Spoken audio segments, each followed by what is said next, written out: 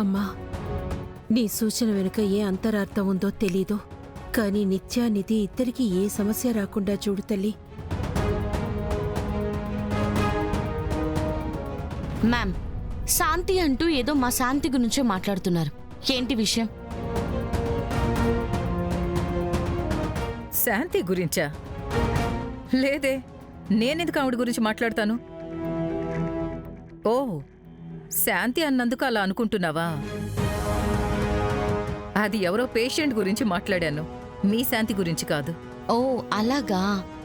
అవును, మీరు ఇక్కడికి ఎప్పుడొచ్చారు? ఇక్కడేం చేస్తున్నారు? ఈ మాట నేను అడగాలనుకున్నాను. క్యాంపు నుంచి స్ట్రైట్గా ఇక్కడికే వచ్చాను. వెళ్ళిపోదాం అనుకునేలోగా నువ్వు కనిపించావు. సరే, నేను వస్తాను. మ్యామ్, దేవాలయానికి వచ్చి దర్శనం చేసుకోకుండా వెళ్ళిపోతున్నారా? లేదు, నాకు టైం అవుతోంది, నేను వెళ్ళొస్తాను. ఈ సృష్టి ఆ దేవి కదా.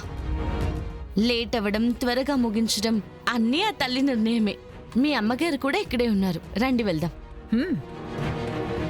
వయసులో చిన్నదానివైనా చాలా తెలివైన దానివే. దుష్ట రాక్షసి, ఇదెందుకు వచ్చింది ఇక్కడికి? నిధికి దీనికి ఏంటి సంబంధం? ఈ రాక్షసి దాహం ఇంకా తీరలేదు. ఈ కుటుంబానికి ఇంకా ఏం ద్రోహం చేస్తుందో. ఏం చెయ్యాలి ఇప్పుడు?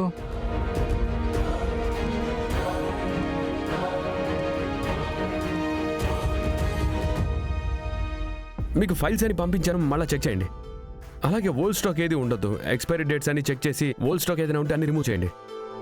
నాకు ఇంకా ఫైల్స్ హలో డాక్టర్ కర్ణ, మీకు తర్వాత ఫోన్ చేస్తారు, ఓకేనా? అయ్యో బంగారు, ఇంపార్టెంట్.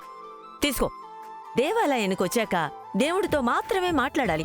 పని పని అంటూ జపం చేయకూడదు, అర్థమైందా? ఇప్పుడు నువ్వు నాతో రా, ఒక ముఖ్యమైన పని ఉంది. ఏం పని? దేవుడు నీపై కరుణ చూపిస్తున్నాడు. రావయ్యా. అరే ఏం పనో చెప్పు. అరే అంటుంటే బంగారు,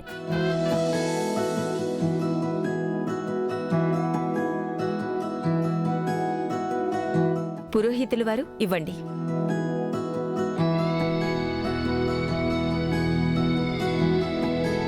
తీసుకో, కట్టు. ఎర్ర తాడా ఎందుకు? పసుపు తాడిని ఓ అమ్మాయి మెడకు త్వరగా కట్టే భాగ్యం రావాలని కోరుకో. ఈ ఎర్రతాడుని చెట్టుకు కట్టు. Seriously? Yeah full serious, no other choice. ఈ పద్ధతికి 1000 ఏళ్ల ప్రతీతి ఉంది. ఒకప్పుడు ఈ ఊరి మహారాణి ఎన్ని సంబంధాలొచ్చినా ఆమె ఒప్పుకోలేదు. ఇక ఆవిడకి పెళ్ళే కాదని ఊరంతా చెప్పుకునేవారు. అప్పుడు ఆ మహారాణి మహాకాళీదేవికి ప్రార్థన చేసుకుని ఈ చెట్టుకి బలమైన దారాన్ని కట్టింది. అది జరిగిన 1 నెలకే యువరాణి గారికి పెళ్ళయిందట. ఆ రోజు నుండి ఈ చెట్టుకి తాడు కట్టి వివాహానికి సంబంధించిన కోరికలన్నీ తీర్చుకుంటున్నారు. అలాగే నా డార్లింగ్ ఈ తాడుని చెట్టు కడతాడు, నా ఆశని నెరవేరుస్తాడు, అంతేనా? తీసుకో. అంతే కదా, ఇవ్వు. మంగళం భగవాన్ విష్ణుర్మంగళం మధుసూదన, మంగళం దేవకీ పుత్రో మంగళం గరుడధ్వజ, సర్వమంగళ మాంగళ్యే శివే సర్వార్థ సాధికే, శరణ్యే త్రయంబకే దేవి నారాయణి నమోస్తుతే.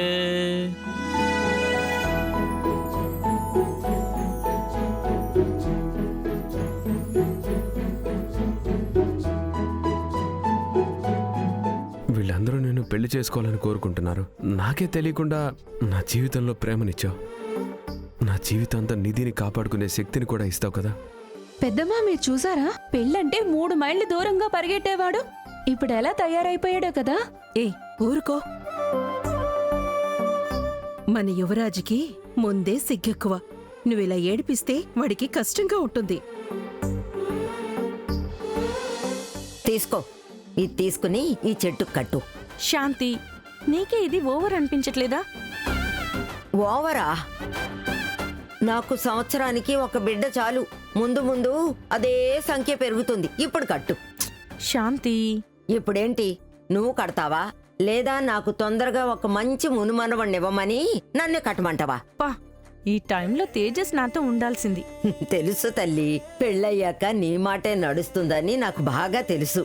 ఈ ఏడు నువ్వు కట్టు, మళ్ళీ ఏడాదికి తేజస్ మీ ఇంట్లో ఉయ్యాల కడతాడు.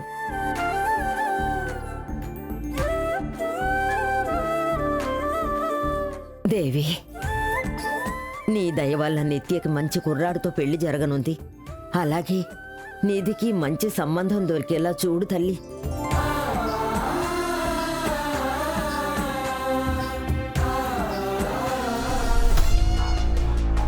ఇదేంటిది? అందరూ నన్ను ఒక్కదాన్ని వదిలేసి మాయమైపోయారు. తారా మ్యామేమో నువ్విక్కడే ఉండు అని చెప్పి వెళ్ళిపోయారు.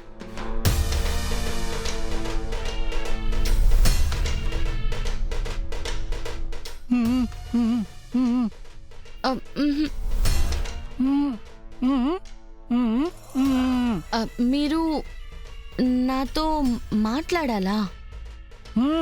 అందరూ ఇక్కడే ఉన్నారు, వెళ్దానండి.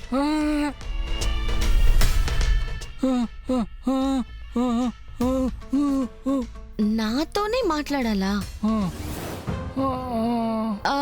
మీరేమంటున్నారో నాకు అర్థం కావట్లేదు. నేను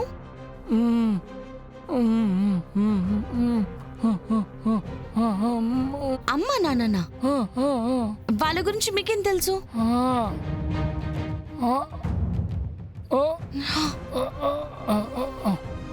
చావా? అమ్మా నాన్న చావు గురించి మీకు తెలుసా? ఏం తెలుసు? మీరేం చెప్పాలనుకుంటున్నారు?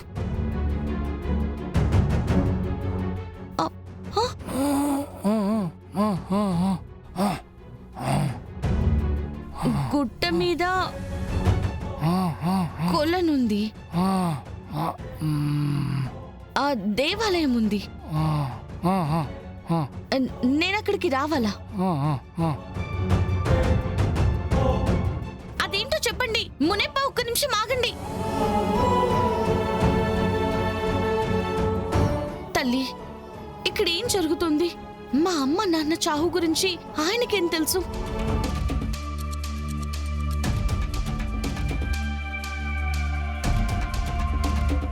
మాట రాని వాళ్ళ మూలంగా ఏదో చెప్పాలనుకుంటున్నావు. దయచేసి సరైన దారి చూపించమ్మా.